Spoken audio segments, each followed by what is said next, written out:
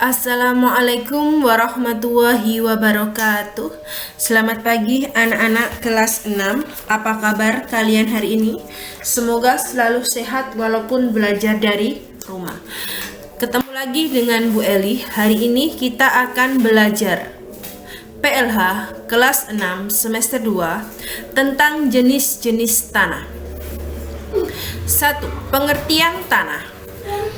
Tanah adalah salah satu material yang di dalamnya mengandung butiran mineral padat yang tersedimentasi dan berasal dari pelapukan bahan organik serta berisi zat cair dan gas yang mengisi ruang-ruang pada partikel padat.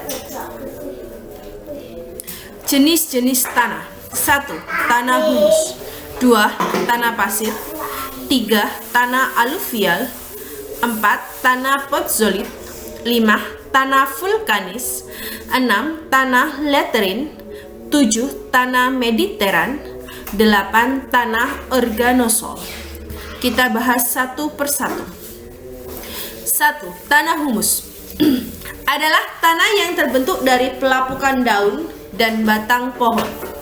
Kriteria tanah humus. 1. Tanah berwarna gelap, sangat subur dan gembur, memiliki daya serap yang bagus sehingga cocok untuk lahan bagi tumbuhnya tanaman. 3. Terbentuk dari hasil pelapukan bagian tumbuhan seperti daun dan batang. 4. Banyak ditemukan pada daerah yang memiliki iklim tropis. Manfaat tanah humus. 1. Sumber nutrisi bagi tanaman. 2. Mampu mengikat zat-zat yang bersifat toksis. 3. Membantu meningkatkan kandungan air tanah. 4. Mencegah tanah tergerus. Di sini adalah gambar tanah humus. Tanah humus ini biasanya banyak dicampur dengan tanah liat untuk menanam tanaman agar menjadi subur. Selanjutnya adalah tanah pasir. Adalah tanah yang berasal dari batuan beku dan batuan sedimen yang terkecil atas butiran kasar, dan ada juga yang seperti kerikil. Ciri-ciri tanah berpasir. 1. Mengandung banyak butiran pasir. 2. Sangat mudah dalam menyerap air. Manfaat tanah pasir untuk bahan bangunan rumah, kantor, tempat beribadah, dan masih banyak lainnya. Ini adalah contoh tanah berpasir. 3. Tanah aluvial adalah tanah yang terbentuk dari pengendapan lumpur sungai dan terletak di dataran rendah. Ciri-ciri tanah aluvial. 1. Berwarna coklat. 2. Banyak mengandung mineral. 3. Mudah untuk menyerap air. 4. Berbentuk seperti tanah liat. Manfaat tanah aluvial. 1. Melancarkan irigasi. 2. Sebagai lahan pertanian. 3. Dapat menyimpan cadangan air. 4. Mudah mengolah tanah untuk ditanam dan bercocok tanam. Tanah aluvial banyak kita jumpai di daerah Sumatera bagian timur, Jawa, dan Papua.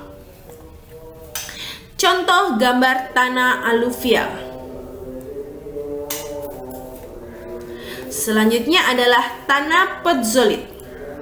Adalah tanah yang terdapat di daerah pegunungan yang memiliki curah hujan tinggi serta bersuhu rendah. Ciri-cirinya mengandung sedikit unsur hara. 2. Tidak subur. 3. Berwarna merah hingga kuning. Tanah potzolit mempunyai manfaat, yaitu digunakan untuk menanam tanaman jambu mente. Di sebelah kanan kalian ada contoh gambar tanah potzolit. Selanjutnya yang kelima adalah tanah vulkanis. Adalah tanah yang terbentuk akibat letusan gunung berapi. Ciri-ciri tanah vulkanis yang pertama adalah struktur tanah rentan terhadap erosi. 2. Tanah bersifat gembur dan mudah untuk menguraikannya. 3. Tanah ini tersebar di sekitar permukaan pada gunung berapi. Ini adalah contoh tanah vulkanis.